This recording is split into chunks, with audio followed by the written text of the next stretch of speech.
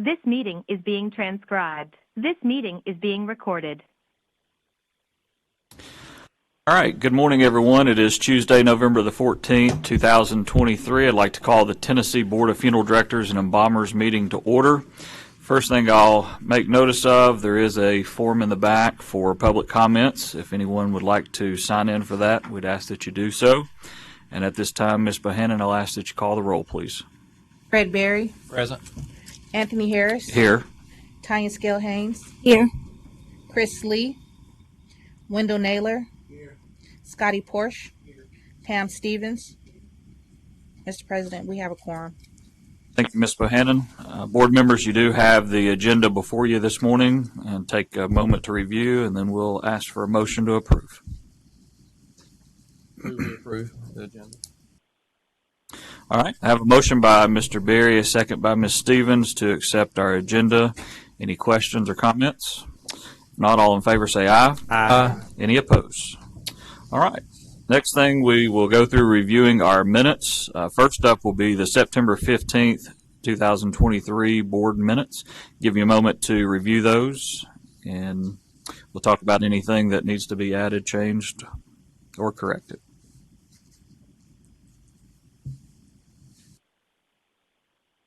Move we approve the September 15th minutes.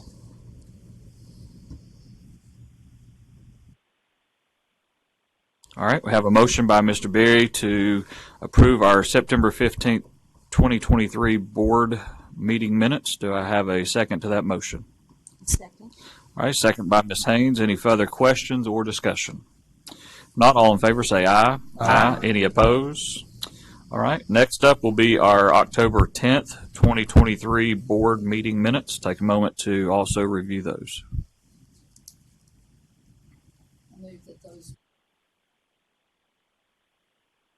Second. All right, have a motion by Ms. Stevens, a second by Mr. Berry to approve our October 10th, 2023 board meeting minutes. Any further questions or discussion? Not all in favor say aye. Aye. Any opposed? All right. We will now turn to our legal report. Good morning, Mr. Bryant. We'll turn it over to you. Good morning, board members. The first complaint that we have on our legal report is complaint number 2023-043161. This complaint was administratively opened on September 6, 2023, following a routine inspection conducted on August 31st, 2023. During the inspection, the inspector determined that respondent establishment did not have a licensed funeral director serving as manager. Specifically, the former manager resigned in late June of 2023, and at the time of the inspection, no application for change of establishment manager or applicable fee had been received by the board office. During the process of the inspection, the owner stated that he was not aware that the manager had resigned from the establishment manager position. Prior to the inspection on August 25th, 2023, the former manager of respondent establishment had emailed the department informing the board office that he had resigned as manager. In this email, the former manager confirmed that his resignation was in late June of 2023 and confirmed he had not completed any work in July or August for respondent establishment. Respondent establishment served 2 families during the time that no acting manager was appointed. Respondent replied stating that on or about July 9th, 2023, the former manager requested time off for personal reasons. Respondent stated that until the inspection on August 31st, 2023, they were unaware that the manager had resigned from his position as he had not received any formal notification from the manager.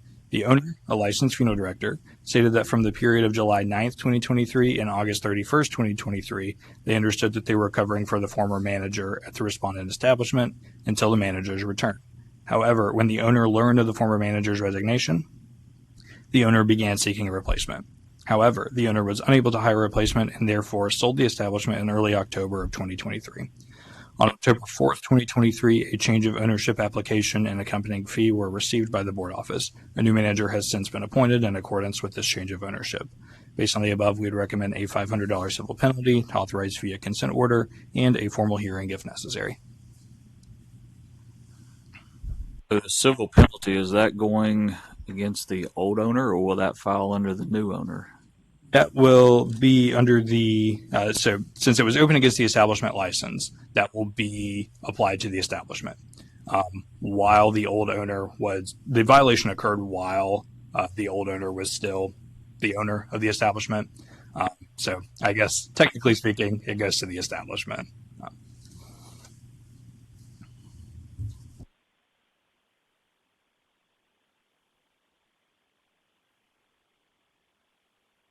Move we accept council's recommendation. Second.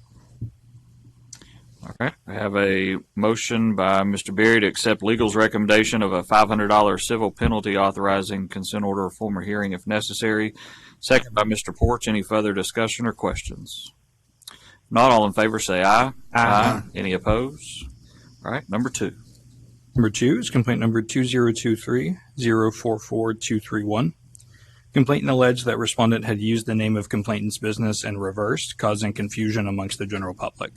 Complainant then provided the name of their funeral establishment, which respondent had allegedly copied in reverse.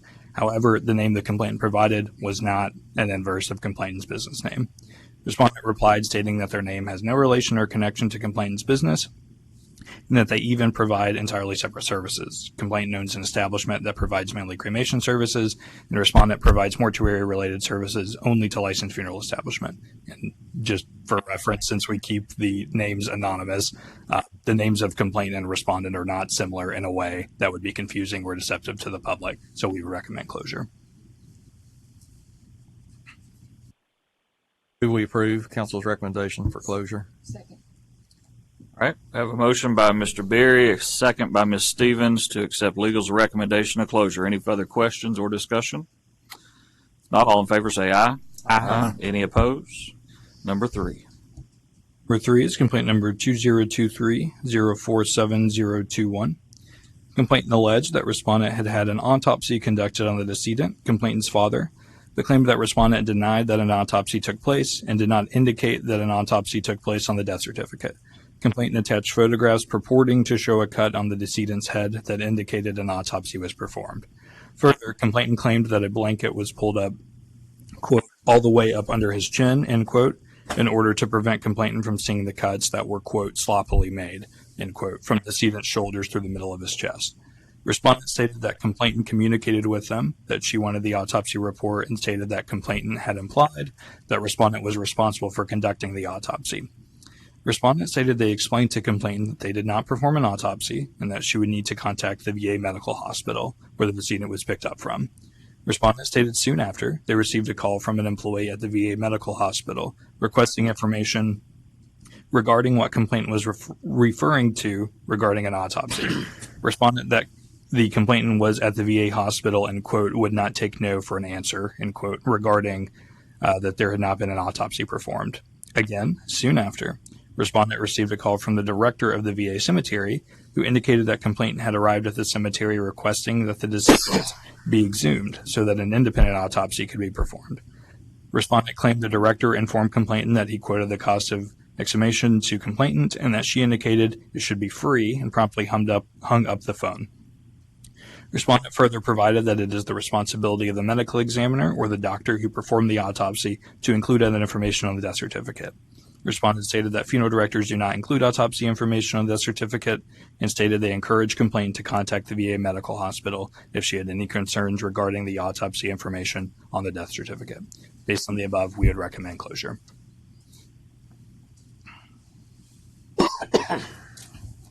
I just have one question on this one.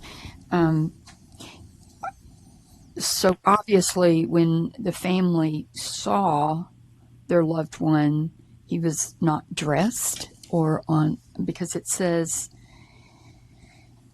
that there were cuts that were sloppily made from decedent's shoulders through the middle of his chest. So was this a cremation or did they view him before?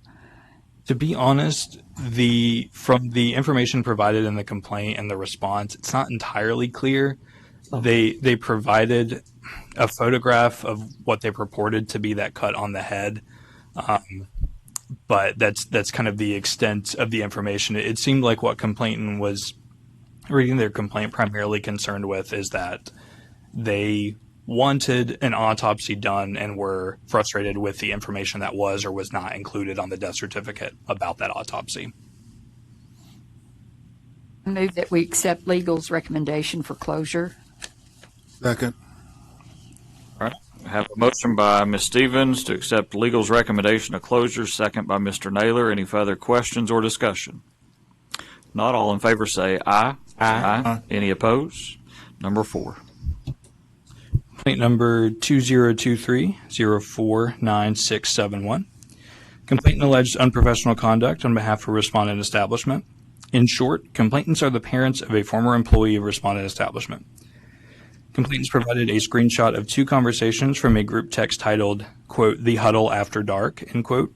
The group text appears to be a work-based group text where other employees would communicate regarding work matters. Complainant's daughter was a member of this group text. And the provided screenshots are 2 separate instances, one dated July 9, 2021, and the other July 11, 2021. The screenshot from July 9, 2021 included a photograph captioned with a sexual innuendo, while the screenshot from July 11, 2021 contained a screenshot of a framed photograph containing nude women. Per the screenshots provided, the complainant's daughter participated in this group chat, but did not send either of the photographs in question. In their complainants also provided a written statement from their daughter, the former employee of the respondent establishment. In this written statement, complainant's daughter detailed a work dispute she had encountered with another employee at respondent establishment, coincidentally the same employee that had sent both photos detailed in the screenshots. Following the dispute, complainant's daughter stated she spoke to a managerial employee, which is the respondent in the next complaint, about this issue. Complainant claims that this managerial employee denied hearing the specifics of the dispute, and when they spoke about the matter 10 to 15 minutes later, complainant's daughter said she felt as if the managerial employee, quote, was more worried about him, the other employee with whom she had had the dispute, quitting than what had just transpired, end quote. Next, complainant's daughter statement recalled that on August 31st, 2023, she was called into a room by the vice president and asked about the dispute from the week before. After complainant's daughter finished with her recollection to the vice president, she stated the vice president asked, quote, "Did you take a video of that employee in the bathroom?" End quote. Complainant's daughter admitted that she had, claiming it had been 4 to 5 years ago, and that, quote, "all the employees past and present had seen the video, including management," end quote. Per complainant's daughter's statement, the vice president responded that he had just now heard about and saw the video, and that as a result he was terminating her employment. Complainants appear to be alleging, though do not state it specifically, that their daughter's termination was in retaliation for the dispute with the other employee and not for the stated cause. Respondent replied confirming that the complainants were the parents of the former employee who was terminated for cause on August 31st, 2023. Respondent contends that the complaint has not been made in good faith and believes that the complaint is in retaliation for their daughter's termination. Respondent stated that as a result of internal investigations that took place prior to the complaint being filed, respondent establishment took action to address lapses in professionalism and company policy, thus resulting in complainant's daughter termination in addition to another employee. Complainant provided a rebuttal purporting that they would submit an affidavit and declaration along with other pieces of evidence that would support their case. Complainant stated that this information would be filed with the department on October 16, 2023. As of today, no additional information has been received from complainants. Legal spoke with legal counsel for respondent and confirmed that the employee who had sent the 2 text messages in question had also been terminated. Based on the above, in regards to complainant's allegation of wrongful termination, that is a workplace dispute matter and not within the jurisdiction of this board to consider. During the alleged unprofessional conduct of respondent establishment related to the text messages, the text messages were sent by a single individual in a group text that complainant's daughter was part of. While these messages can certainly be categorized as not workplace appropriate, from the perspective of the respondent establishment, when these messages and behavior by that employee were discovered by respondent establishment, the employee was terminated. It is difficult to determine what additional steps respondent establishment could have taken regarding the alleged unprofessional conduct, since corrective action was taken following its discovery. Therefore, we would recommend closure.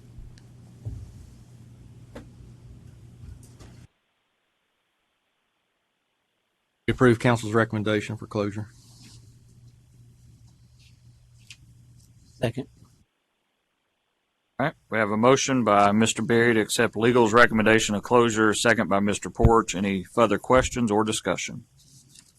Not all in favor say aye. Aye. Any opposed? Number 5. Next complaint is complaint number 2023-051131. The respondent here is the managerial employee from the previous complaint.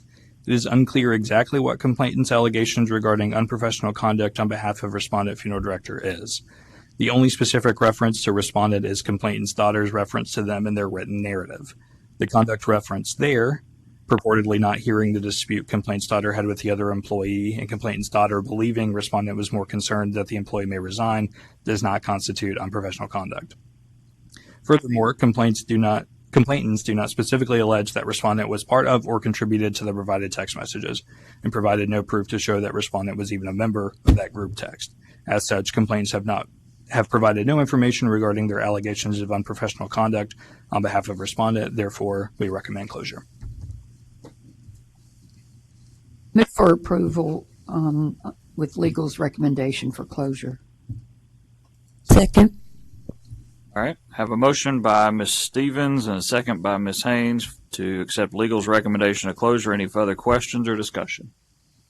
Not all in favor say aye. Aye. Any opposed? Number 6. Number 6 is complaint number 2023-037651. Complainant, funeral director appointed as establishment manager, allege that the owner of respondent establishment is making decisions without complainant's knowledge. Specifically, complainant referenced 2 cremation cases where respondent was initially called and they later transferred and serviced the calls through a separate location in an adjacent state, but provided that they, complainant, had not been notified or contacted regarding the 2 cases. The director of operations, marketing director, and business manager for respondent, not a licensed funeral director, replied stating that there had been considerable tension between he and complainant after a workplace dispute. Respondent stated that complainant informed him in the middle of July that complainant and her husband would be leaving town for a week or so. Respondent stated that he requested that complainant call him whenever she returned. Respondent contends they never received this call, and that at the time of the response, August 14th, 2023, they had not had any communication with complainant since she indicated she would be going out of town. Thus, complainant was never involved in these cases because complainant had not contacted respondent. Further, respondent provided that the 2 cremation calls were transferred to their location in Mississippi, where their Mississippi funeral director at their Mississippi location handled all arrangements via email and phone calls with the family. Respondent stated that complainant could not have handled these 2 calls anyway because complainant is not licensed in Mississippi. The Mississippi funeral director is not licensed in Tennessee. The calls were initially received at their Tennessee location. Additionally, respondent stated that 1 set of cremated remains were returned to the Tennessee location. There was no Tennessee funeral director involved in this process. Furthermore, there was no Tennessee licensed funeral director covering for the then establishment manager who was out of town, and no Tennessee funeral director involved in either of the 2 cases where the death calls were initially received by the Tennessee establishment. The complainant has notified the department they resigned from the establishment effective June 13th, 2023, and the Tennessee funeral establishment did not have any licensed funeral director employed from mid-June until July 13th, 2023. Based on the above, we would recommend a $1,500 civil penalty to authorize via consent order and a formal hearing if necessary.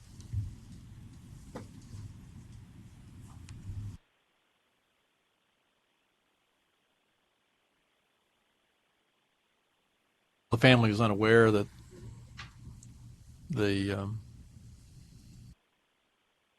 deceased was transferred to Mississippi. I'm not entirely sure. Since the complainant was that former employee, I'm not certain what the family knows or does not know on that. But I guess the issue here being that this Tennessee establishment for a period of time seems to have not had the Tennessee funeral director attached to it. And during that interim time when they didn't have that, they just kind of outsourced things to their Mississippi location. Tennessee firm got the initial death call. That is my understanding, correct?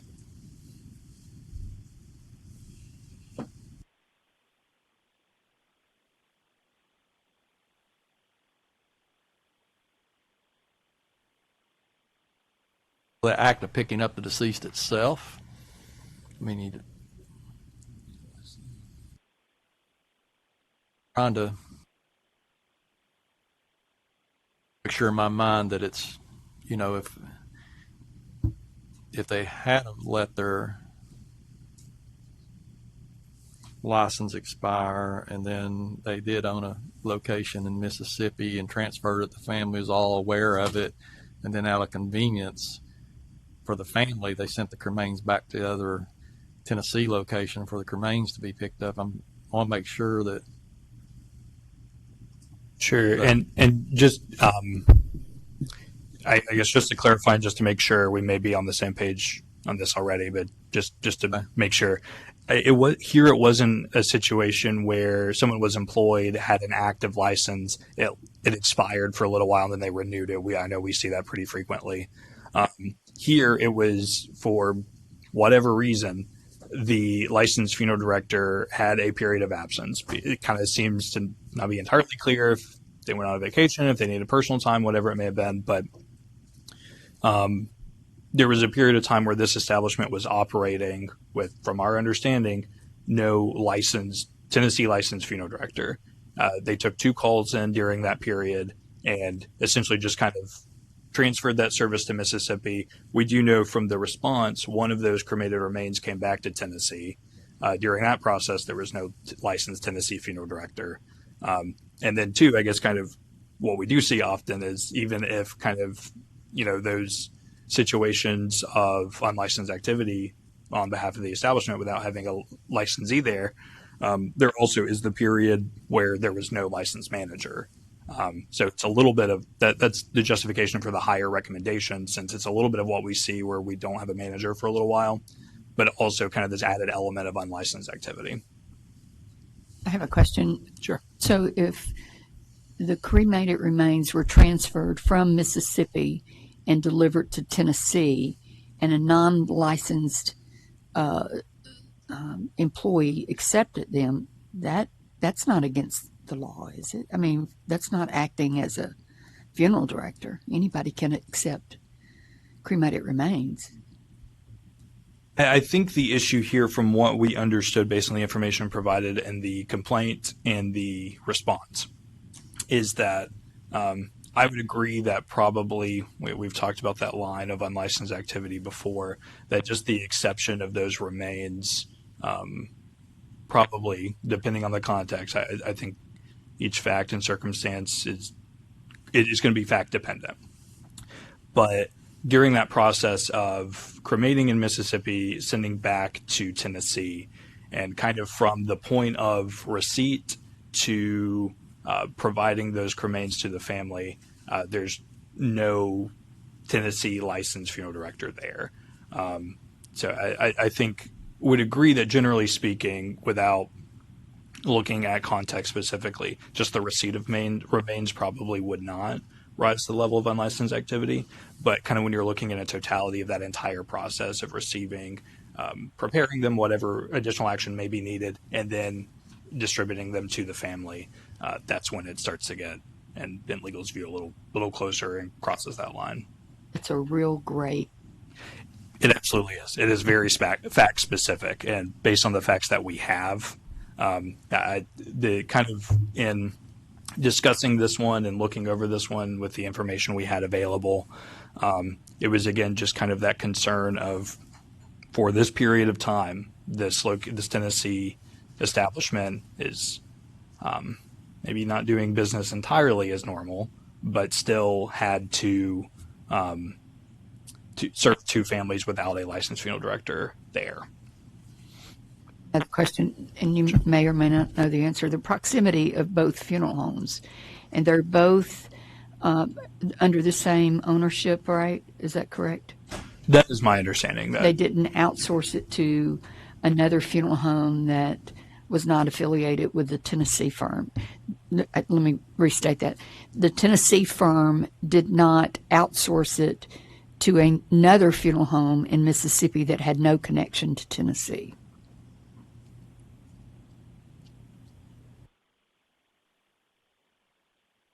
As far as the location itself, that is correct. We do not know who performed the cremation. We don't know if that was their locations or if they used an outside crematory. We're not sure of that. But as far as, is it the same owner of this Tennessee and Mississippi establishment, that answer is yes. Just a question. So if a funeral home finds itself without any licensed individual there, is the proper thing to do is to notify the board that they're without a license and will not be operating until they find, how is that to be handled?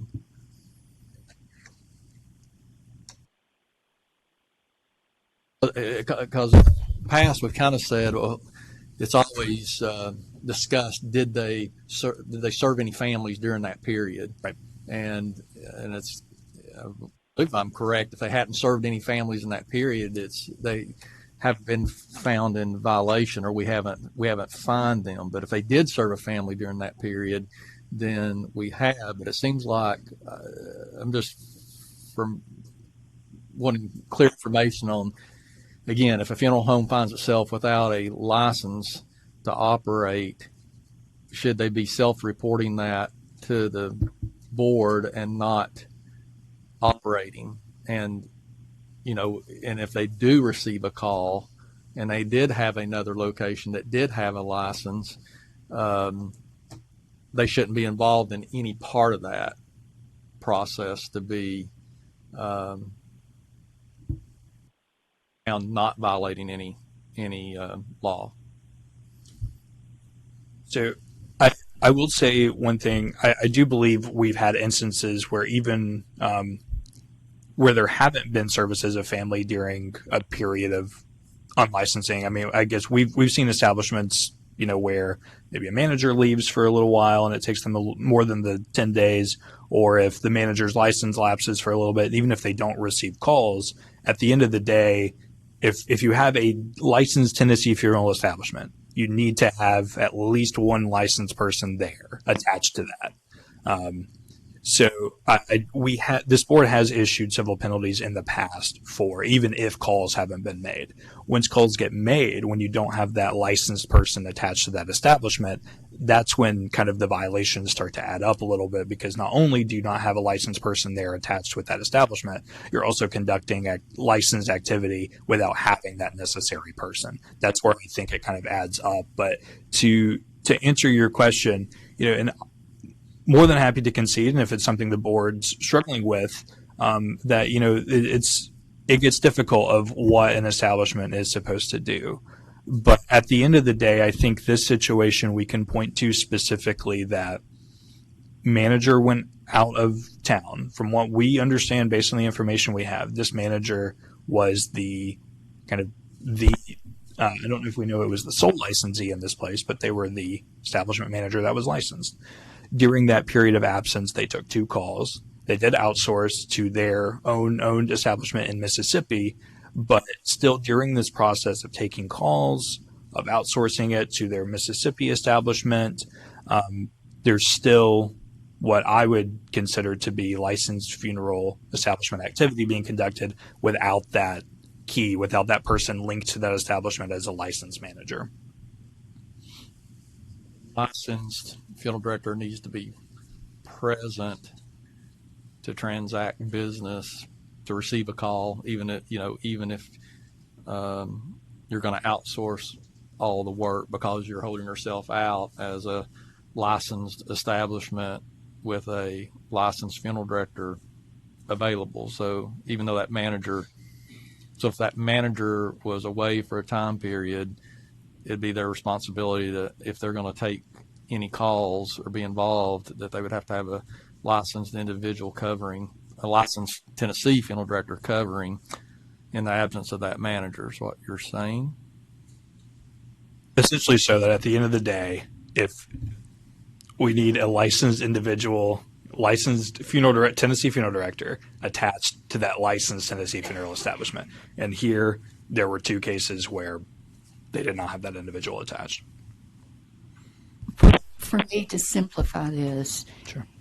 It's back to the consumer. The consumer understood that they were dealing with a Tennessee firm and a funeral director there. Is that what part of the problem is?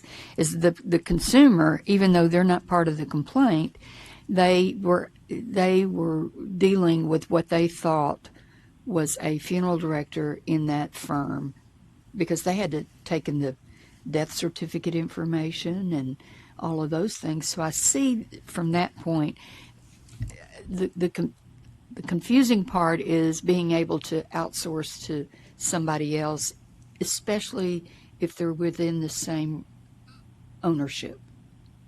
But complicated by the But fact that but it's complicated, that's in a right. different state.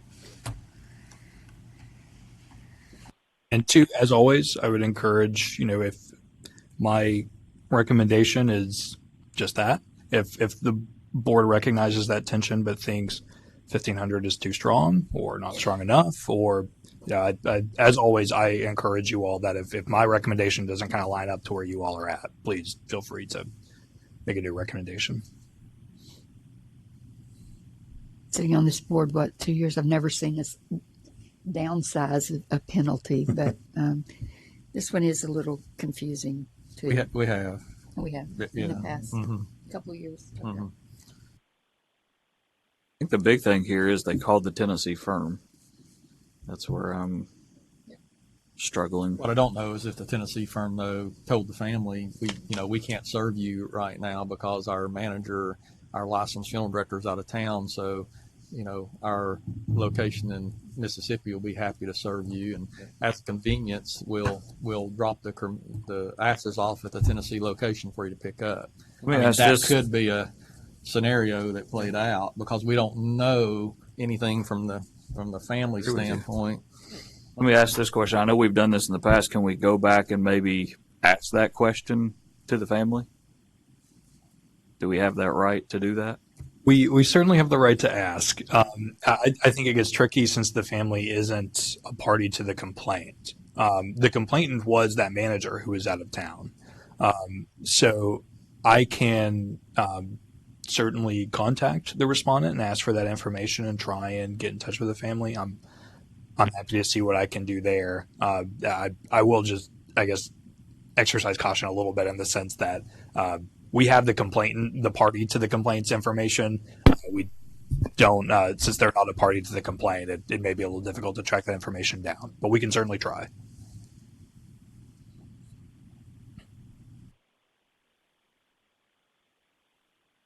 Complainant is the, And not employed there anymore. Is that I would correct? assume that. That's my understanding, yes.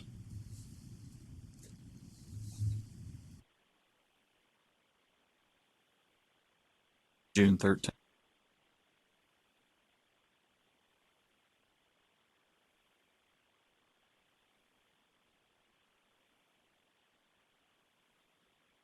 Other questions, discussion for legal on this matter?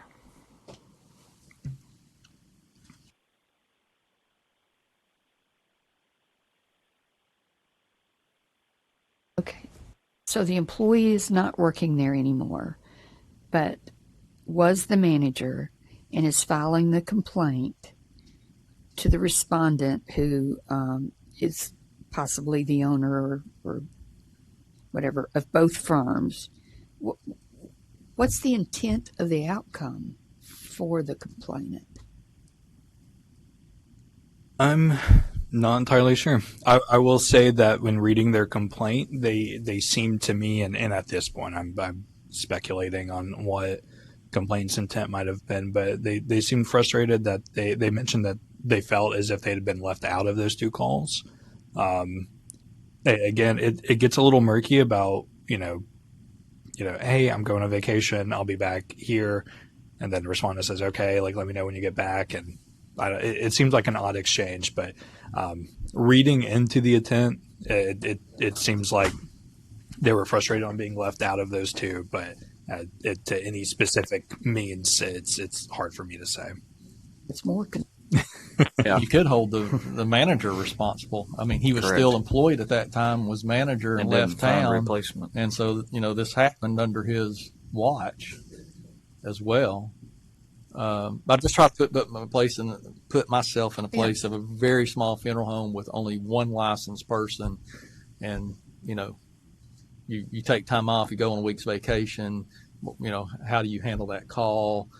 I think a real key question is that did that deceased come into the building of the Tennessee Funeral Home, or was that family told the situation and told everything would have to happen through the Mississippi? And I'm assuming this may be like a Mississippi funeral home that's right across the border. The line. I just don't.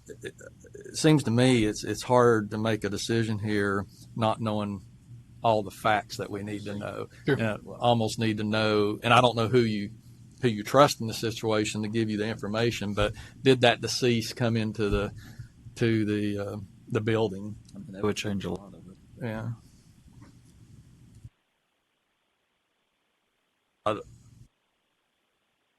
I'd like to make a motion that we ask for clarification on, if the deceased did come into the funeral home, to the Tennessee funeral home.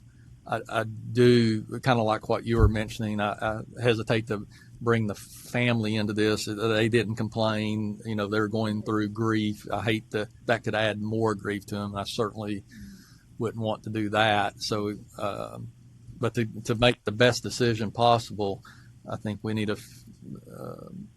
few more questions answered. One, did the deceased ever come into the building of the Tennessee funeral home? Who obtained the district? And second question, who filed the death certificate? Was the death certificate filed by the Tennessee funeral home? Which, I mean, it would almost have to be. But maybe we need to look at the death certificate. Maybe we ask for the death certificate and just ask the question, you know, when the call was received, was there an explanation given that there was not a licensed funeral director present to serve them, and that their funeral home in Mississippi have to take care of things? All right. So Mr. Berry has made a motion to ask for more clarification if this decedent was taken into the custody of this Tennessee firm, and to possibly get a copy to see who filed the death certificate, and report back to this body at the next meeting if possible. Further questions or discussion? If not, do we have a second to that motion? Second.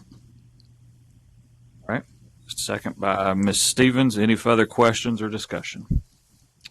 If not, all in favor of the motion before us, say aye. Aye. Any opposed? All right. Number 7. All right. Number 7 is a combination of complaints 2022-021-381, 2022-044-371, 2023-02-9901, and 2023-02-9921. So one thing I will say, prefacing on this one, I know the identities of people may get a little confusing since I have to say respondent and second respondent. So if at the end of all of this you have any questions about kind of keeping things straight, please just let me know, and I'm happy to work through that as much as possible while keeping anonymity. So we'll start back in May of 2022. Complaint number 2022-02-1381 was administratively opened regarding allegations of unlicensed activity. On May 15th, 2022, 2 investigators arrived at a cemetery to observe a graveside service for the decedent and observe the service from a distance. Following the service, the investigators noted respondent, who had previously surrendered their funeral director's license, and respondent and not number 8, but number 9 on this report, who I'll refer to throughout as second respondent, who had an expired funeral director's license as of August 30th, 2022, entering the hearse after conducting the graveside service. The hearse denoted that it was from the funeral home owned by the second respondent. After approaching the hearse, the investigators supplied both respondents with, at the time, the recent public chapter number 1014, which had become effective as of May 9th, 2022. The public chapter details in short that, quote, unlicensed assistant, end quote, had been amended in Tennessee Code annotated section 625101 to not include, quote, an individual who previously held a funeral director or embalmer license in this state that was revoked, suspended, or voluntarily surrendered with outstanding complaints, end quote. As respondent in this set of complaints had previously surrendered their funeral director and embalmer's license with open complaints, respondent is not considered an unlicensed assistant per Tennessee Code annotated section 625101. Following this conversation, the investigators spoke with the contracted gravedigger in the interest of confirming that the gravedigger was not a licensed funeral director. Investigators confirmed that the gravedigger was not a licensed funeral director. Furthermore, the gravedigger confirmed that respondent, despite being unlicensed, had been the one to contact them on behalf of the funeral home to open and close the grave. The gravedigger presented the check they had received from the funeral home in question. Following this conversation, the investigators traveled to the location that arranged the burial services. An employee stated he had received a text message from respondent, who does not have a funeral director's license, on May 12, 2022, which provided information to arrange for the decedent's interment. Following this text message, a relative of the decedent arrived the following day to pay for the grave space. Likewise, the city engineer confirmed that the funeral home associated with both respondents had also had another interment on May 9, 2022. Second respondent did renew his funeral director's license on May 15th of 2022. In July of 2022, soon after the investigation above, legal received contact from members of the same cemetery stating that respondent and second respondent had recently conducted business with them again. In a sworn affidavit, an employee of the cemetery stated that on July 5, 2022, they were notified by an individual who identified himself as second respondent, working with the same funeral home in need of a burial plot. A few days later, the employee met with a member of the decedent's family, who questioned why the body was being sent to that funeral home when the death occurred a good distance away. The employee stated they would need to call the funeral home because they were only assisting with the purchase of the plot. The family member then showed the employee a piece of paper that said, "Respondent's name, funeral." The employee stated she was aware that respondent had worked with this funeral home in the past and asked them who they had been working with. The family provided a name that did not match respondent's name, but was the first name of second respondent with a different last name.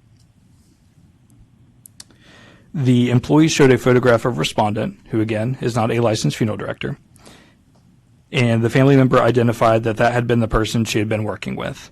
The family then informed the employee that the individual they had been working with, who had evidently given them the incorrect name, had been in the parking lot and that they had paid him money.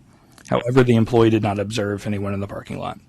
The family inquired as to what they should do if they did not want respondent working with them or their loved ones, and the employee stated they informed them they would need to take that up with second respondent, who was the owner of the funeral home. Soon after, second respondent called, stating the family had decided not to use their services and indicated that the establishment had cut all ties with respondent. On July 5th and 6th, the employee received text messages from an unknown number demanding to know who in administration had spoken with the decedent's family that morning. The text message continued, stating they did not have a single charge on him and that all lawsuits had been dismissed, and then threatened legal action. The employee attached a copy of the text contained in the text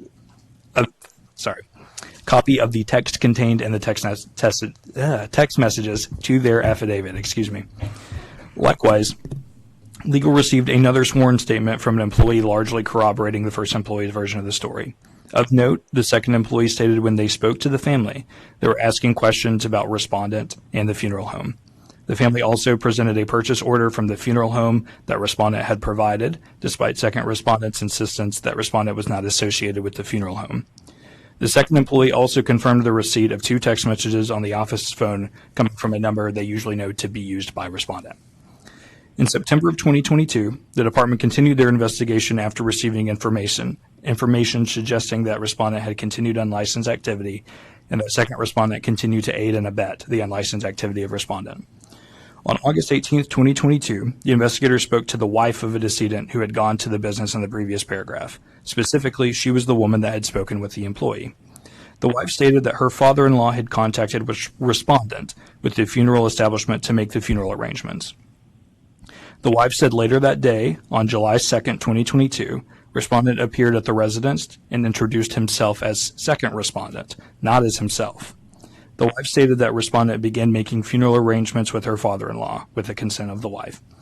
The wife stated she was present when respondent showed the family pictures of caskets. However, the father-in-law stated that he wanted to wait until his wife, the decedent's mother, was home.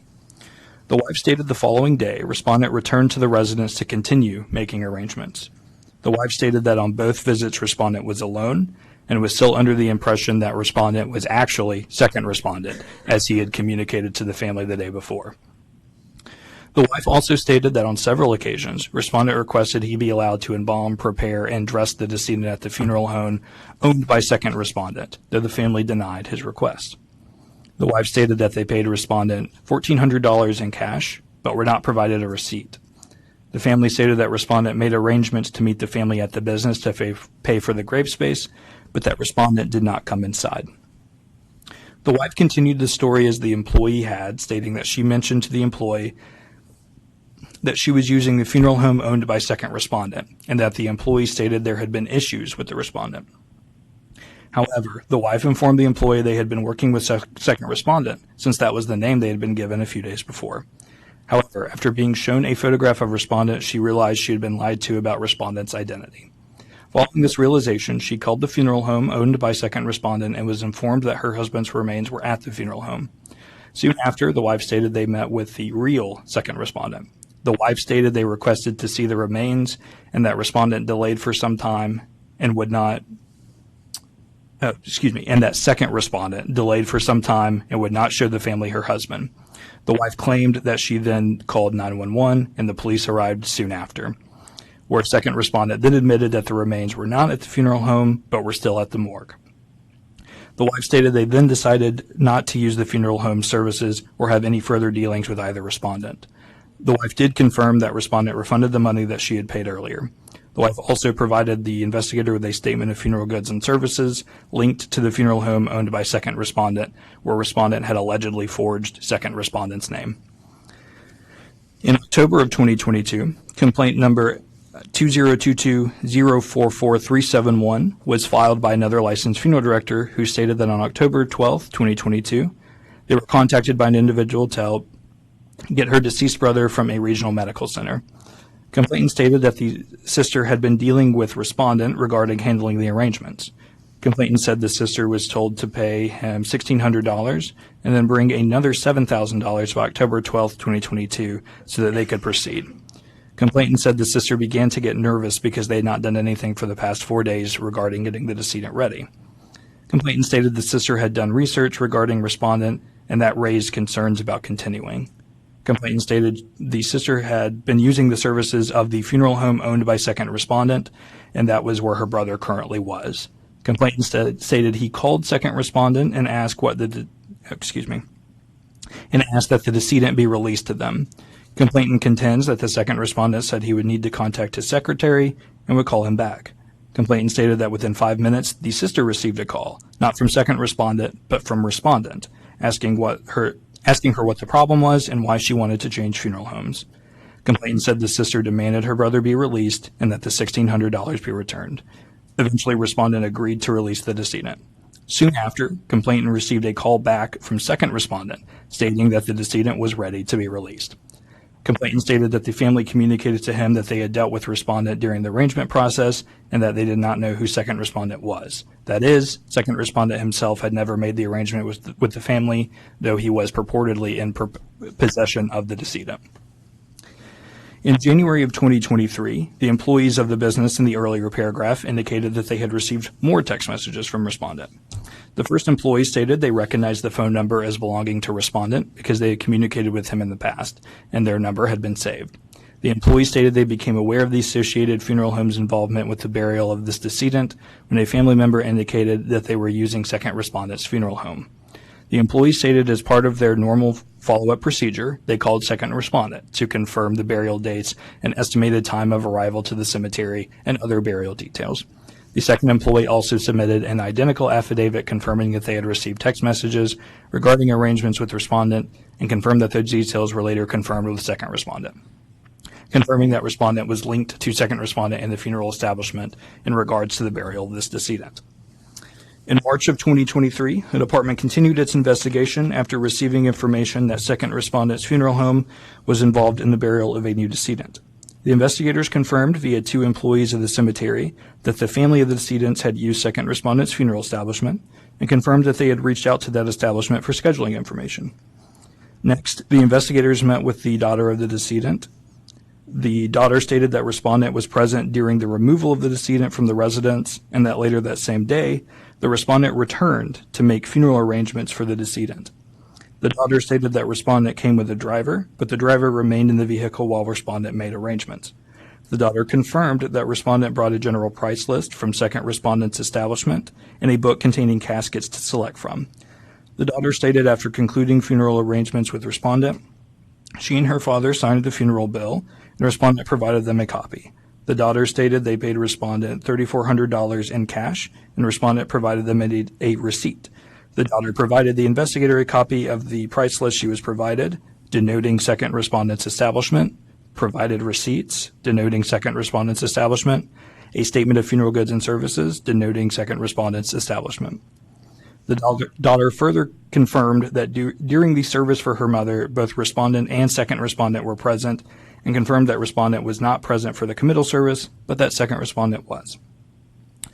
On May 2023, the department continued its investigation after receiving information that services were taking place through second respondent's funeral establishment with involvement from respondent.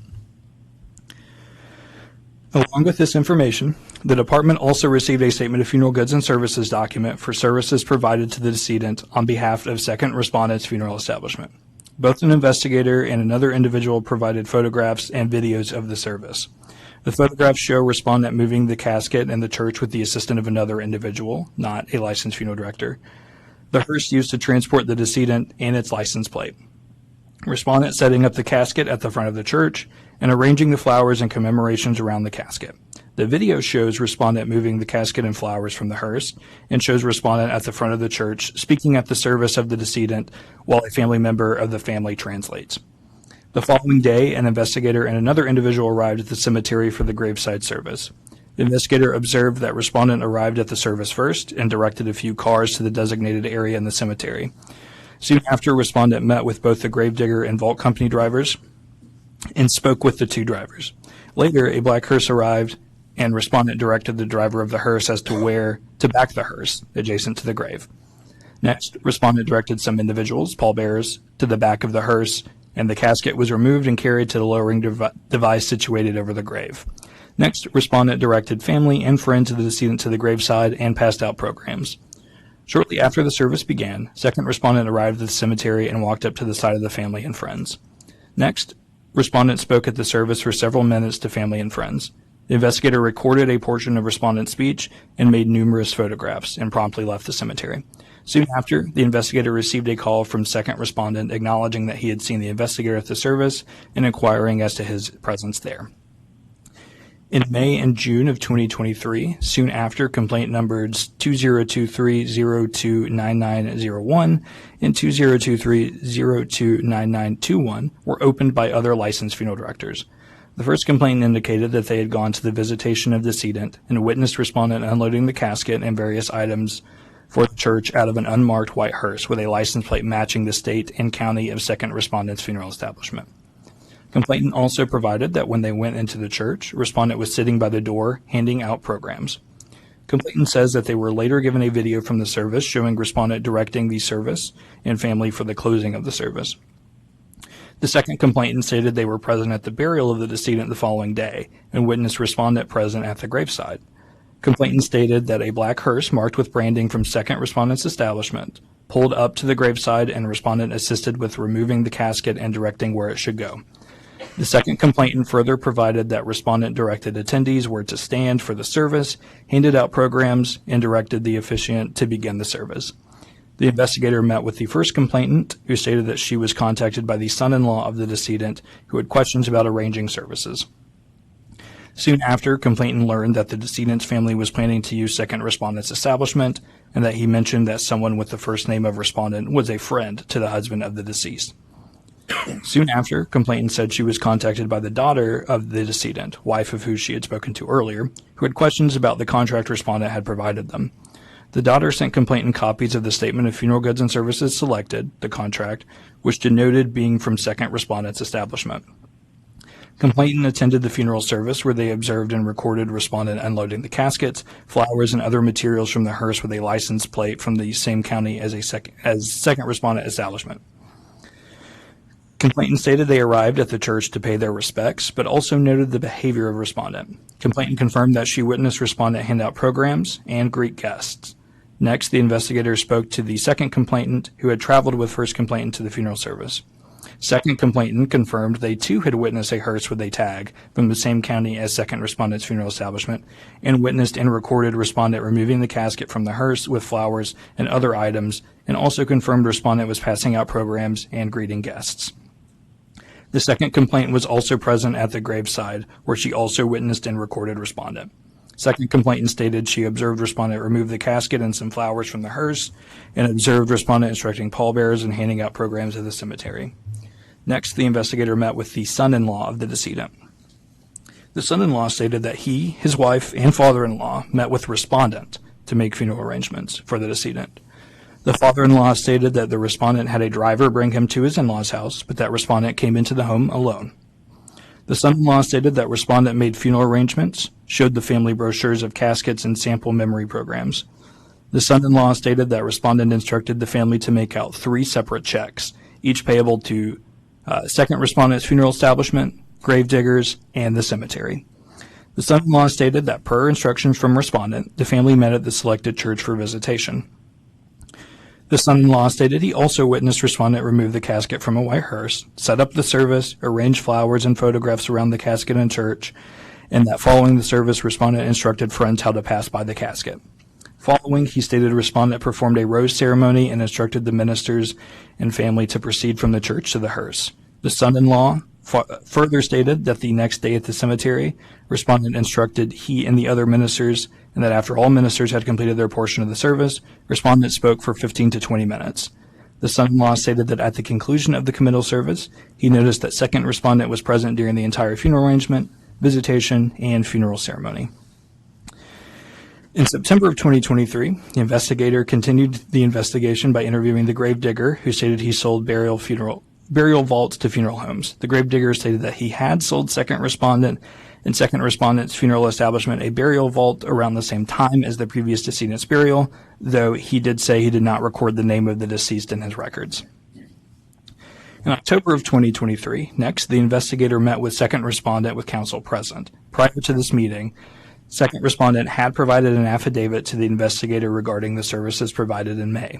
After review of the affidavit, second respondent's counsel permitted its use as he, quote, saw no reason to object to it, end quote, as it was consistent with a prior letter he had drafted and sent to the board's legal counsel. First, second respondent acknowledged that he is the owner of the funeral establishment for which he has been associated with, and which respondent has routinely provided statement of goods and services for. Next, second respondent stated that his establishment, quote, was contacted to handle having the deceased prepared, end quote. Next, second respondent stated that, quote, respondent and I discussed with the husband the process of making service and burial arrangements, end quote, and further provided that, quote, a check was written to second respondent's establishment for the amount due, end quote. Second respondent further complained that he had an employee of his establishment at the service, and that respondent, quote, was at the church with the family and assisted employees with removing the casketed deceased from the hearse, end quote. Second, respondent further stated he was unable to be present at the start of the visitation, but arrived during the visitation. Second respondent further provided that respondent was at the cemetery with those gathering for the committal service, and that again, respondent assisted his employee with the hearse. Second respondent stated he was delayed by traffic, but arrived at the cemetery prior to the service and was present for the completion of the burial. Second respondent stated that respondent spoke at the service not as a funeral director, but as a longtime friend of the family. Second respondent confirmed that the photographs of the hearse taken by the investigator at the service was a hearse belonging to his establishment. Second respondent stated that respondent was not an employee of his establishment and has not received payment from the establishment. Second respondent stated that his association with respondent was limited to receiving referrals from respondent. So in late October of 2023, finally, the investigation concluded after the department received further information regarding further potential unlicensed activity on behalf of respondent and potential aiding and abetment of that unlicensed activity by second respondent. Specifically, the investigator met with and obtained an affidavit from an employee of a cemetery stating that he had met with the family of a decedent who was accompanied by respondent to make burial arrangements. The employee stated that the funeral director for this service was second respondent from second respondent's establishment and that he was present for the entirety of the service. The employee stated that the hearse was driven by respondent and that respondent served in the role of an advisor and directed the family through the burial service. Based on all of the information above and the culmination of evidence gathered over the past year and a half, respondent has committed habitual unlicensed activity. Based upon sworn affidavits, respondent has consistently met with families to make funeral arrangements, led services, and performed other duties and responsibility indicative of a licensed funeral director despite lacking proper licensure. Furthermore, based on the sworn testimony of several affiants and based upon documentation provided by those affiants, respondent has been habitually linked to second respondent in his funeral establishment, establishing a pattern of consistent aiding and abetment of this unlicensed activity. So for the respondent only, and so we'll go through them one by one, and if you all have any questions, please ask. The recommendation is a $20,000 civil penalty plus the cost of the investigation to authorize via consent order informal hearing if necessary. I intended to include a specific breakdown on those 4 complaints, but forgot to do that on the last final draft. So the breakdown of that would be specifically for complaint number 2022 021381. If you all need a second to flip back. For that first one, ending in 1381 would be $12,000 penalty. For complaint number 2022 044371, a $1,000 penalty. For complaint number 2023029901, a $4,000 penalty. And for complaint number 2023029921, a $3,000 penalty. And provided my math is correct, that would total to a $20,000 penalty in total, plus the cost of investigation.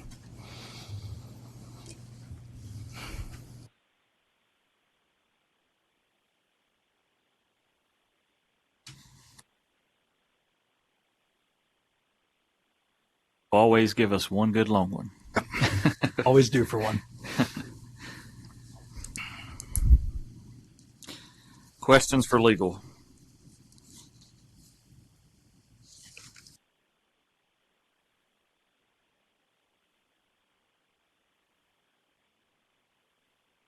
This one, he was a previously licensed funeral director. Correct.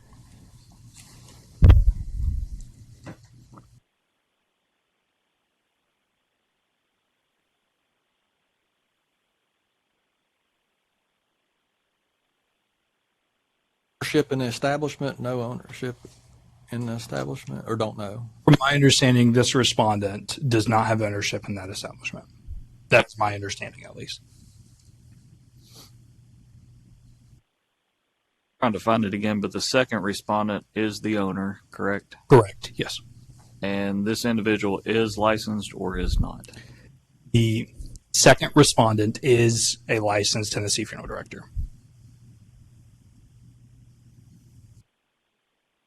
And is the second respondent the manager of the location? That's my understanding. I'm not positive on that. I do know he's the owner, and I do know he's a funeral director of record there. I don't know if he specifically has the manager title, but.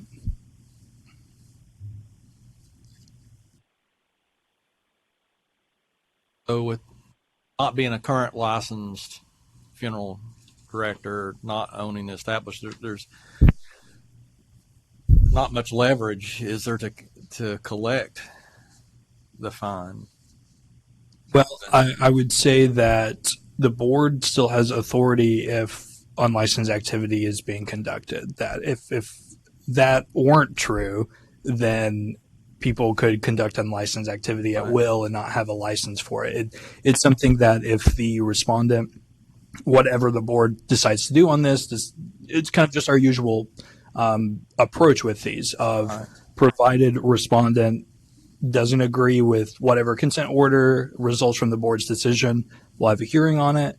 And then if whatever the board's determination at that hearing is, then that becomes the final order. And that's potentially, depending on whether it's paid or not, it's suitable for collection. So while I do see in one vein, there may not be as much leverage for terms of, I guess you can't suspend or take away a license that's already been taken away, but the board still has authority, I would say, especially with unlicensed activity. that goes, for my knowledge, if that goes uncollected, then there's a process of getting some type of judgment. That's correct. It would go to collections essentially.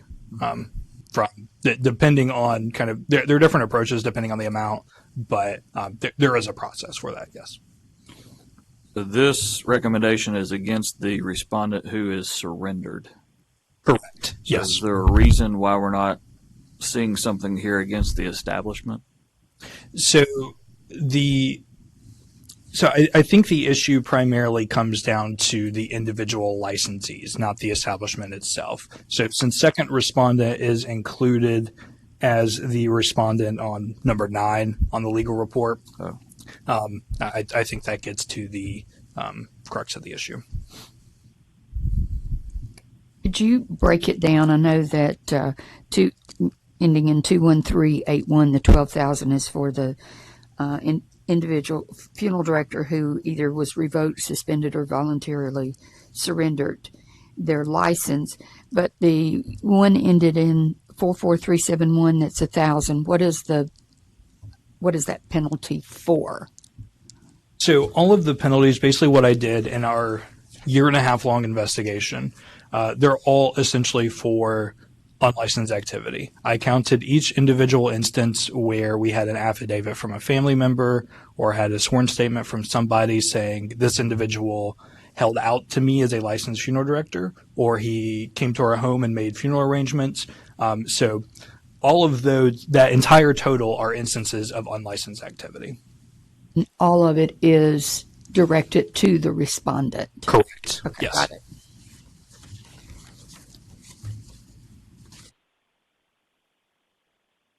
Is there a part 2 to this with the second respondent? Yes. not I yet? Oh, okay. Yeah, I do have. I think the narrative captures, since it's inherently these issues are going to be entwined because it is the unlicensed activity and the aidment and abetment of unlicensed activity. So they kind of go hand in hand. If you don't have your unlicensed activity, you obviously cannot aid and abet unlicensed activity. So this write-up suffices for 7, 8, and 9 on this legal report, but I do include logic in a paragraph regarding that. But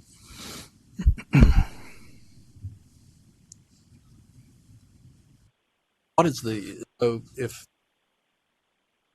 say it's a pretty substantial fine, but let's say it does go to collection or he does pay it, but at the end of the day, what stops him from continuing to practice as a licensed funeral director? so in addition to these violations under the applicable statute, I have to double check. I believe my memory says it's a Class C misdemeanor. I know one thing that has been discussed, and also we discussed putting it on here as a recommendation as well, that we would refer this information to the relevant DA of the relevant jurisdiction, and also potentially the Attorney General's office. It's at the end of the day, I guess all we can do is refer, but the board's in an interesting position of where obviously your jurisdiction and power is limited to kind of these license approaches, but there are mechanisms to at least present what we have to other outlets to pursue it criminally if necessary. So we do need to make that motion. That is an option. That if you wanted that included, that would need to be in the form of a motion to add that on. But of course, that's well within the board's purview. In a 1.5 years, this respondent has not slowed down from acting from what we see here, correct? That seems to be the appearance of the situation. It would seem like when we would be ready to present this, and it seemed as if the investigation was coming to a close, we would get more information that suggested there may or may not be unlicensed activity. You may want to send an investigator. So this, I would say, was kind of a just from the timeline alone of when this information was obtained, it was a pretty consistent 1.5 year process. I'll make a motion that we accept council's recommendation based upon the breakdown that was presented, the 12,000, 1,000, 4,000, and 3,000 for a total of 20,000, with the added recommendation that the DA's office is notified of this activity.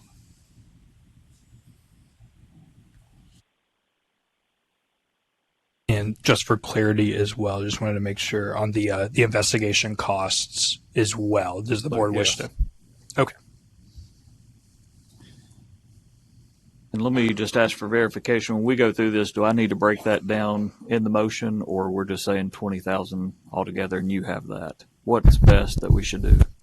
I would say, out of an abundance of caution, probably the individual breakdown, just so that we're clear and that is formally and officially on the record. We'll use the last four digits then. I may have written these down wrong. 1381 was 12. Correct. 4371 was 1,000. Correct. 9901 was 4,000. Correct. And 9920, can't read my writing, 21 or 7? 21 was 3,000. Correct. Yes. All right, so we have a motion by Mr. Berry to accept legal's recommendation for the $20,000 civil penalty, breaking it down for item number 2022-021-381 for $12,000, 2022-044-371 for $1,000, 2023-02-9901 for $4,000, and 2023-02-9921 for $3,000 for the total of $20,000.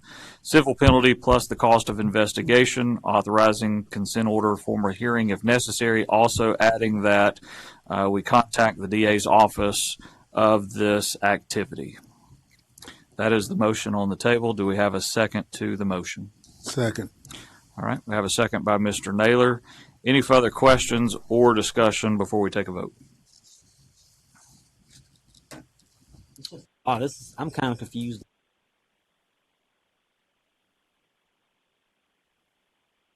So the person's not licensed at all, or neither person I guess I get confused because it kept going from the first person to the second person. So nobody was licensed at all. So the respondent in this case, and number 7 on the legal report, is not licensed. Second respondent, who is the respondent in number 9, is licensed, is a licensed Tennessee funeral director. So essentially, if I could give the cut down, short, simplified version of this write-up, is that respondent, based on sworn affidavits and information we gathered, would routinely come to people's homes, make funeral arrangements, be at services, doing what I would consider to be that line we always talk about crossing, to be the duties and responsibilities of a licensed funeral director. That respondent would cross that line, but in doing so would hold out that he was associated or affiliated with second respondent's funeral establishment. And again, second respondent is licensed, is a Tennessee funeral director. And those things would include such as giving them documentation, statement of funeral goods and services, a contract related to second respondent's establishment that he owned and was affiliated with. Furthermore, there were instances of where, while I understand that second respondents kind of responses have said, respondent's not an employee with our establishment, we don't pay respondent, he may make referrals, but that's it. The information that we gathered in the last year and a half shows that connection is a little closer than just that. That routinely these two would seem to, essentially, yes, that was not such an attenuated relationship, and again, that's based on affidavits and sworn statements from multiple people that we got over the last 18 months. So again, I apologize for I brainstorm ways to make that less confusing, and I know that it is, and apologize that it is, but that is kind of the short version of that write-up. I'll go on the record to say thank you for a job well done. That's a lot of information. Thank you. And our investigators, job well done. Any further questions or discussion here? All right. If not, all in favor say aye. Aye. Any opposed? I want to abstain because I'm kind of lost on it. Right. Let the record reflect that Mr. Porch has sustained. All right. So the next complaint is complaint number 2022-021-401. This is that same individual that was just respondent for those complaints. That was related to the funeral director's license. This is related to the embalmer's license that was surrendered. This one hopefully will be a little easier to work through, but during the course of the investigation, no information or evidence was collected that indicated that respondent had acted in the capacity of an embalmer while not being licensed, so we would recommend closure on this complaint. For approval for legal's recommendation for closure. Second. All right. We have a motion by Ms. Stevens to take legal's recommendation for closure, second by Mr. Beery. Any questions or discussion? If not, all in favor say aye. Aye. Any opposed? Number 9. And number 9 is complaint numbers 2022-021-361, 2022-044-391, and 2023-030-751. And this is second respondent from that write-up. So based on the narrative written in the 7th case on this legal report, this respondent has been inextricably linked to the former respondent in many, if not all, of the previous respondent's instances of unlicensed activity as categorized in that write-up. Based on upon the sworn statement of several affiants, the unlicensed respondent has routinely provided paperwork linked to this respondent's establishment, provided statement of goods and services and other contracts from this respondent's establishment to families, has been the funeral director of record for decedents that the former respondent has met with and made arrangements for, has, according to respondent's own affidavit, met with a family together with the former respondent and discussed, quote, the process and making service and burial arrangements, end quote, and has allowed former respondents' unlicensed activity to result in receiving the business of families with deceased loved ones. Based upon all of the evidence obtained, we would recommend a revocation of this respondent's Tennessee funeral director's license. The reason that penalties aren't being recommended for number 2. I would say in kind of our typical approach, what I have seen, at least since I've been here, and I know a revocation is very serious, and that at the end of the day, you're taking away part of someone's livelihood, and that I understand kind of the thought process of just to equitable distribution of assigning some penalties here as well.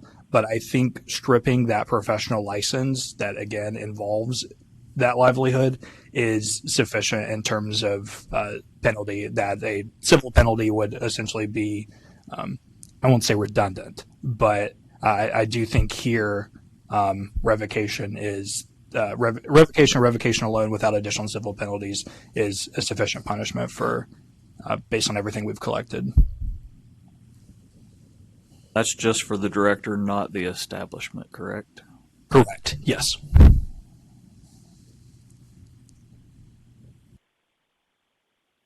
Remind us again, is that director the owner of that establishment?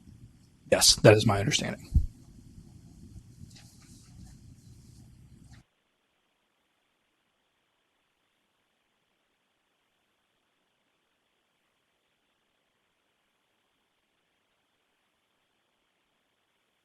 Do we know if this, and we may have already answered this, is this director listed as manager on record for that establishment?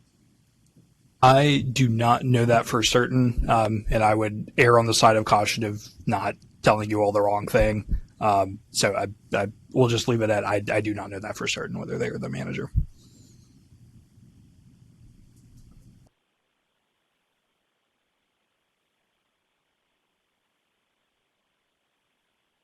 Like the establishment have some fines against Struggling. that's totally different from this. That would be a whole nother item against the establishment, which isn't opened. So what I will say is the reason that is that didn't include this in the write-up, but the establishment is not a Tennessee establishment. That the establishment license is in another state. So that's why here in Tennessee, there isn't a licensed funeral establishment to link to.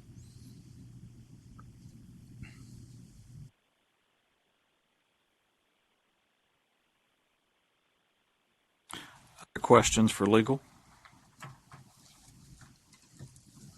I'll make a motion that we accept council's recommendation for revocation of funeral director's license.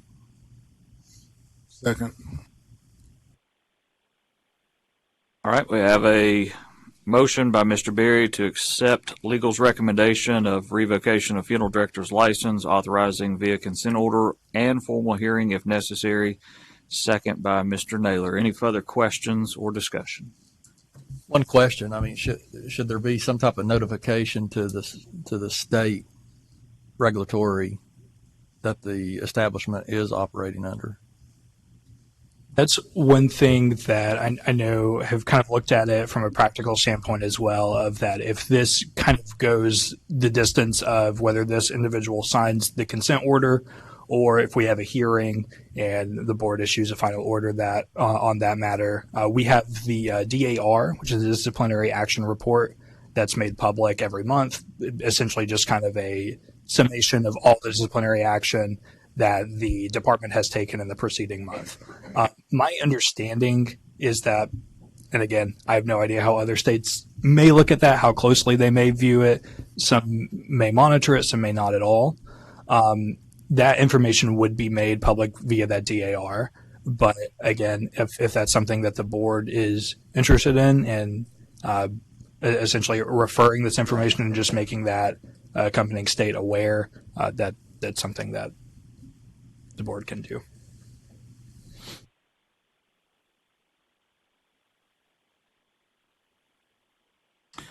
Other questions or thoughts? All right. If not, all in favor say aye. Aye. Any opposed? All right. Mr. Bryant, anything else from you, sir? That is all I have. I will say job well done. Thank you always for your hard work. Thank you. All right. We'll move right along to our executive director's report. Mr. Gribble, we will turn it over to you, sir. Thank you, Mr. President. Good morning, board members. First, we have the financial data for fiscal year 22 and 23. This is a recap that we present to you each year. And on the first page is a full year comparison. And then I would draw your attention to the second page, and we'll go back to the first page in just a minute.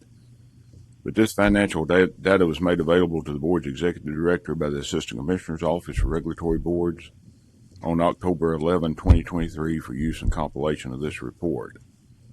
The beginning balance on July 1st, 2022, the board had a reserve fund of $1,332,095.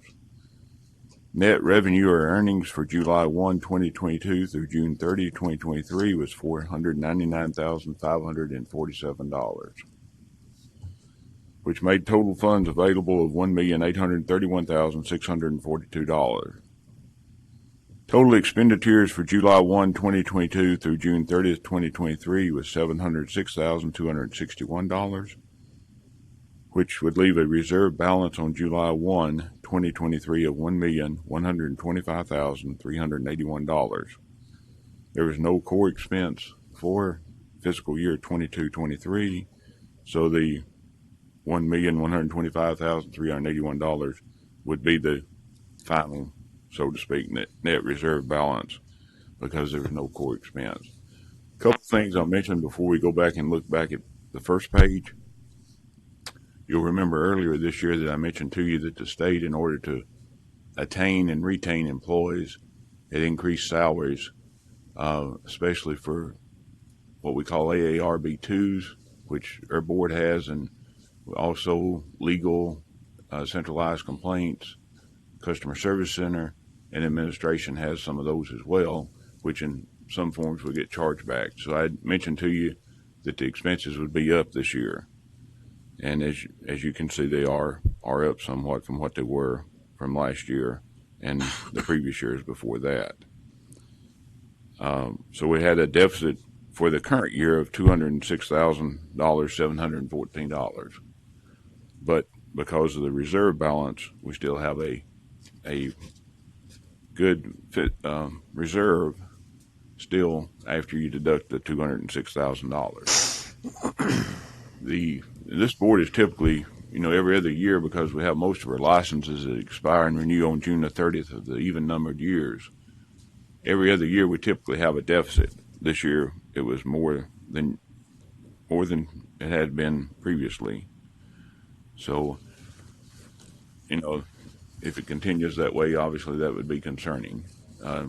And what we always try to never do is be in the red 2 years in a row, because that's gonna trigger us probably going before the Government Ops Committee at the legislature.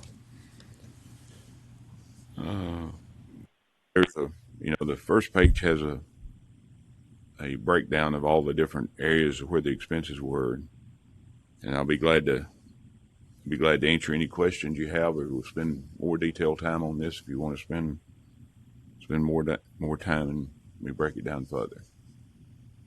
Does the cost of investigations, when that is paid, say the investigation happened this year, but we don't collect that till next year, so does that just go against next year's expenses how does that accounted for? Okay, about the first page there, about the middle of the page, a little bit below the middle of the page after it says grand total, the second line in cost backs is investigation.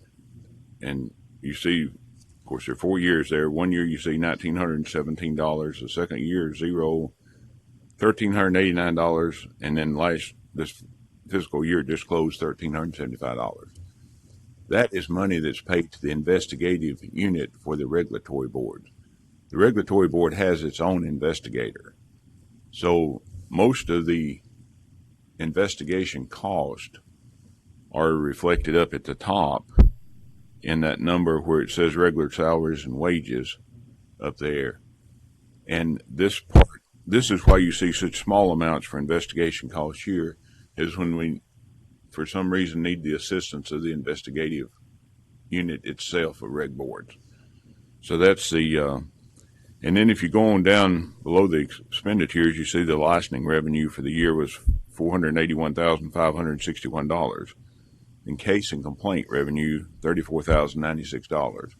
So any investigative costs recovered would be in that $34,096. And that would be civil penalties and investigative costs combined. And that's what it was for this past fiscal year.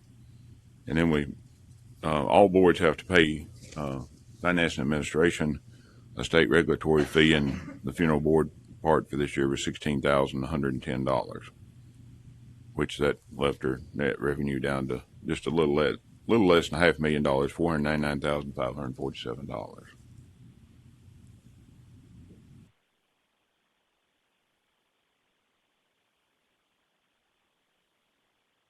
The question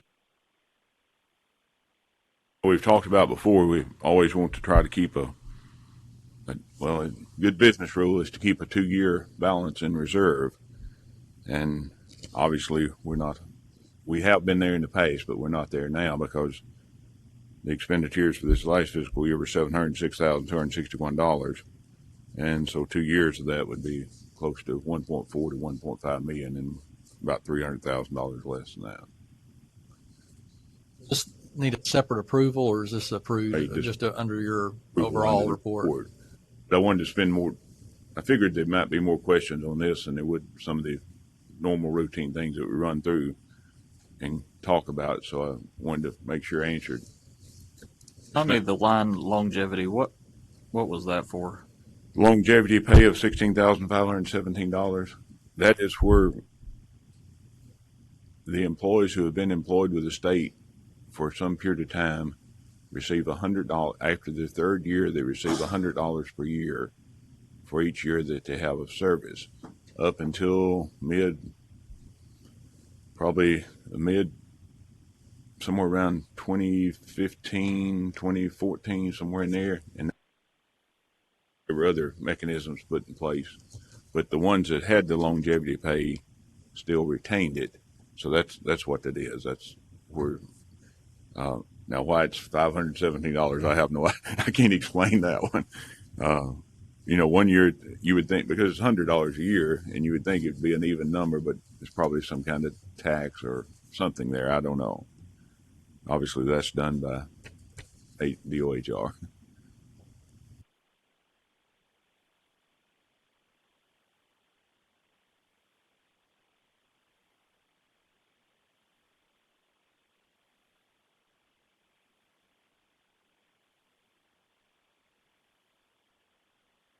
Legislative update. Her office has not been contacted either by the Tennessee State Funeral Director and Morticians Association or the Tennessee Funeral Directors Association regarding their intent to pursue new legislation during the upcoming legislative session affecting the Board of Funeral Directors and Embalmers. However, the Tennessee Funeral Directors Association has verbally expressed that they are considering items that would affect the burial services section of the department. And as always, we extend an invitation to both associations and any other interested parties that would like to meet with their staff and legal counsel prior to the introduction of legislation. As far as legislative update, that would be that. Licensee reports: a report of licenses administratively approved by the executive director pursuant to board authority for the period of October 7, 2023 through November 8, 2023, and you have a list of those and the different types of licenses. Disciplinary action report for this meeting is a report of consent orders that have been administratively accepted or approved by the executive director pursuant to board authority, and as reported on the September 2023 regulatory board disciplinary action report. You have a list of those as well. And the complaint report is of this meeting as of November 8, 2023, there were a total of 47 complaints, 26 of those against funeral directors and or embalmers, and 21 against the establishment. That concludes my report, but again, if you have any other questions, I'll be glad to answer them. Questions for Mr. Gribble? Move we approve. Second. All right. I have a motion by Mr. Berry, second by Mr. Porch to accept Mr. Gribble's executive director's report. Further questions or discussion? Not all in favor say aye. Aye. Any opposed? All right. Thank you, sir. Job well done. We will move right along to applications for licensure. Mr. Gribble, do we have any individual or establishments? No, we thought that at the beginning there might be one, but that person is not appearing at this meeting, so may have one the next meeting, but there's no one today. Thank you. Move right along. We're going to go ahead and hold our election of board officers for 2024. And at this time, we'll open the floor for nominations on the office of president.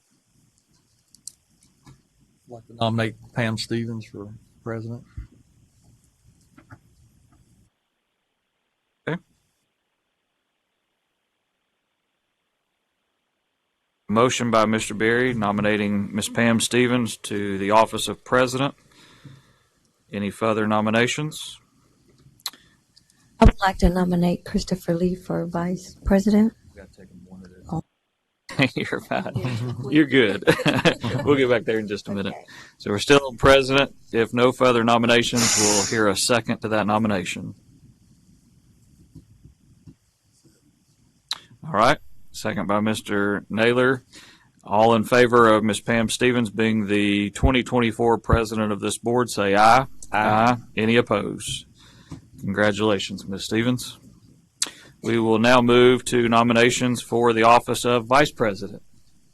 I would like to nominate Christopher Lee for vice president. Second. All right. We have a motion by Ms. Haynes, a second by Ms. Stevens to make Mr. Chris Lee the vice president of this body for 2024. Further nominations? If not, all in favor say aye. Aye. Any opposed? All right. Congratulations to both for 2024. We'll move right along to the appointment of continuing education liaison for 2024. And we will open the floor for that. So of course there's three of us stepping. Our appointments are over next year. Mr. So Wyndon Naylor, would you be willing to serve in that position? You might want to know what it involves first. But I think you just got volunteered. you got voluntold, sir. all right, I'll make that motion then. Second. Not bad. All right. On Lisa's bad side. You'll be Miss Bohannon's best friend. So we have a motion for Mr. Naylor to be the continuing education liaison for 2024, second by Mrs. Stevens. Any further nominations there? If not, all in favor say aye. Aye. Any opposed? Congratulations, Mr. Naylor. All right. We will move to new business. The first thing that we have there is delegate grant to annual meeting of the International Conference of Funeral Service Examining Boards. Mr. Gribble, will turn to you on that. Of course, last year was the first year I think the board had considered that, and because of conflicts in scheduling, there was no board member that was able to go. The International Conference has extended that delegate grant again this year. The meeting is February 27, 29, and 2024 at Myrtle Beach, South Carolina. Mr. Berry has been to one of these meetings. I guess he went to the first one, and last year no one went. And so this is an opportunity if the board wants to appoint someone to go this time, and of course we have to do requests and memos and get approval through administration and things like that. But the first step, if the board wants to pursue this would be the first step of the process. That time frame is in May. Is that what I read? It's February. February 27 through 29. And there's, in the information we sent to you, there's a link to click on. There's policies and procedures and different information. Do we have any board members that would be interested in going to this in Myrtle Beach? I'll go. Okay. So Mr. Naylor is interested. Do we need to do a second and motion on all that for that? Okay. So moved. To be clear, this would be a request because, Correct. like I say, we've got to make the request to administration for approval and everything like that. So this is selecting someone, first seeing that someone's willing to, and then making the request. Okay. So this body has recommended that Mr. Naylor be our representative at the Examining Boards Conference in Myrtle Beach, February 27 through 29, 2024. That motion was given by Mr. Berry. Do we have a second? Second. Second by Ms. Haynes. Any further questions or nominations there? All right. If not, all in favor say aye. Aye. Any opposed? All right. We'll move right along. Mrs. Bohannon, do we have anyone signed in for public comment on the agenda? Yes, we have Jim Roberts.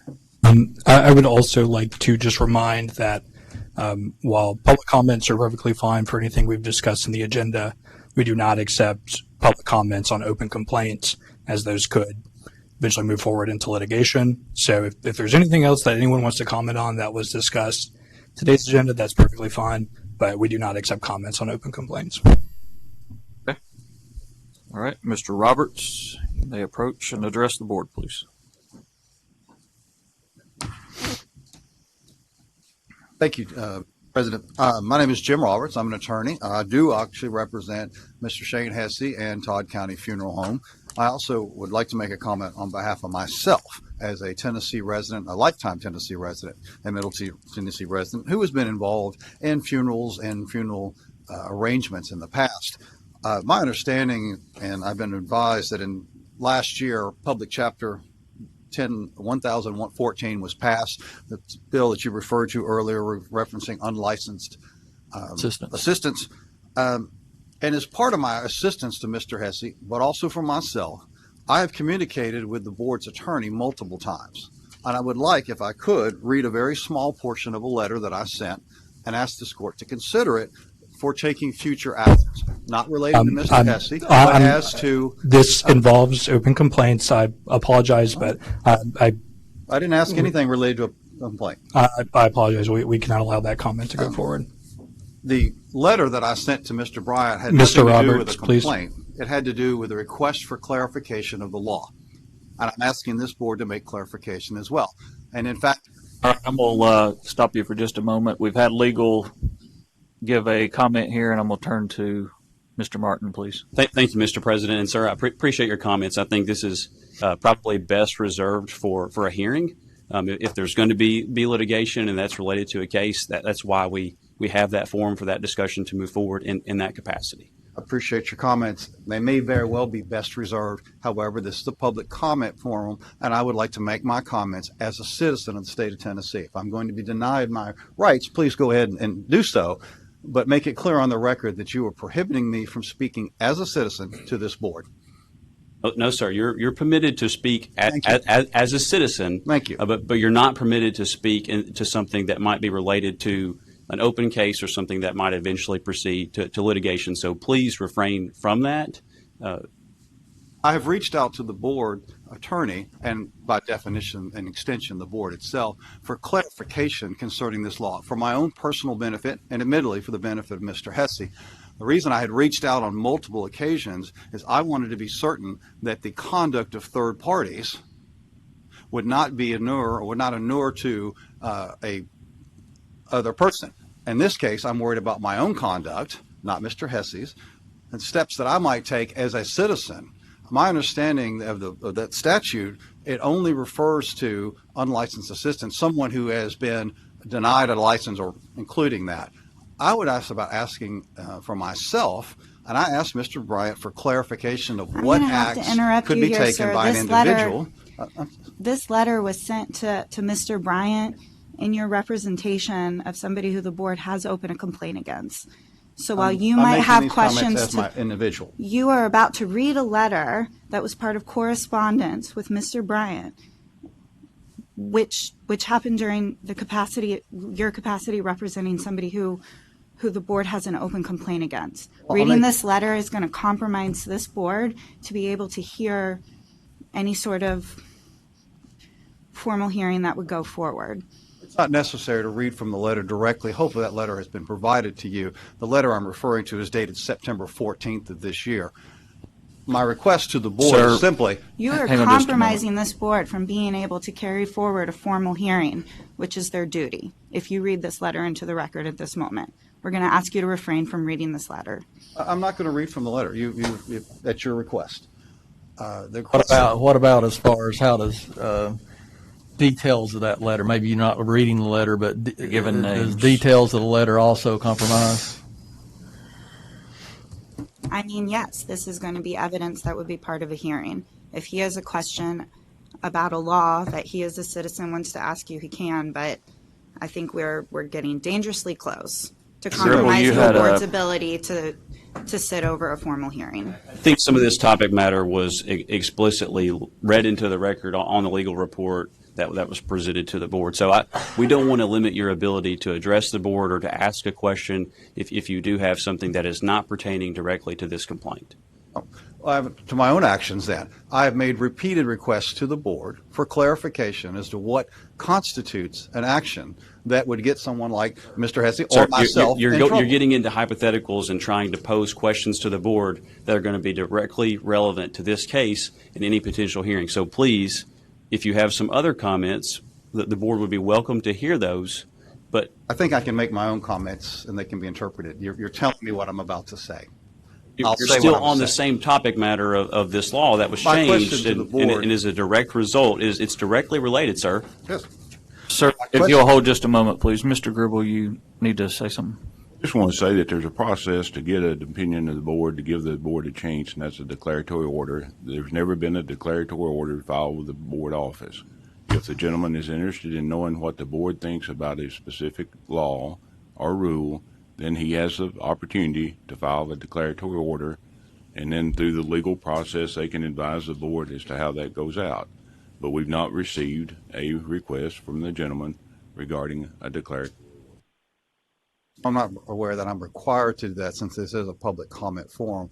I don't mean to waste the board's time. I simply am asking as a citizen if there's any sort of definition or direction that this board will give to citizens not wanting to run afoul of a newly enacted statute. I did make multiple requests to the board itself without response, and I wanted that information for myself.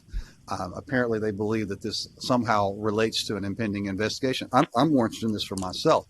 The statutes, enabling statutes for this board, make it a C misdemeanor to violate this act.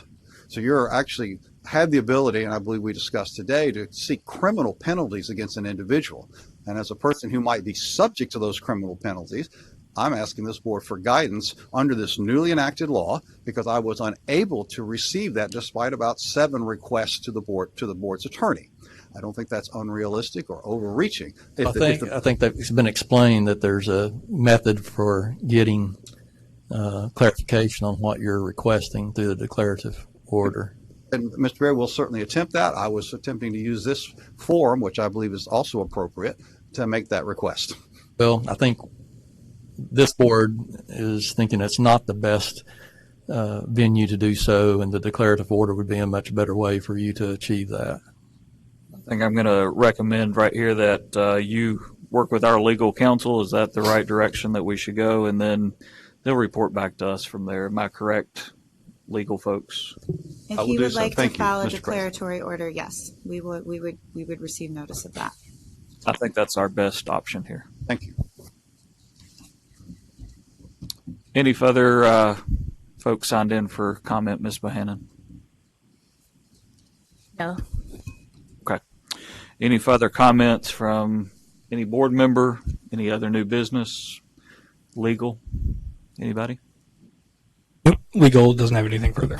Okay. All right. We'll before we accept a motion to adjourn, we will convene right after this to honor Mr. Rahm for his time with this board. And we thank him for that. And at this time, we'll take a motion to adjourn. So move. Second. All right. Second by Ms. Stevens and Mr. Porch. Anybody against? All in favor say aye. Aye. Thank you. You're dismissed.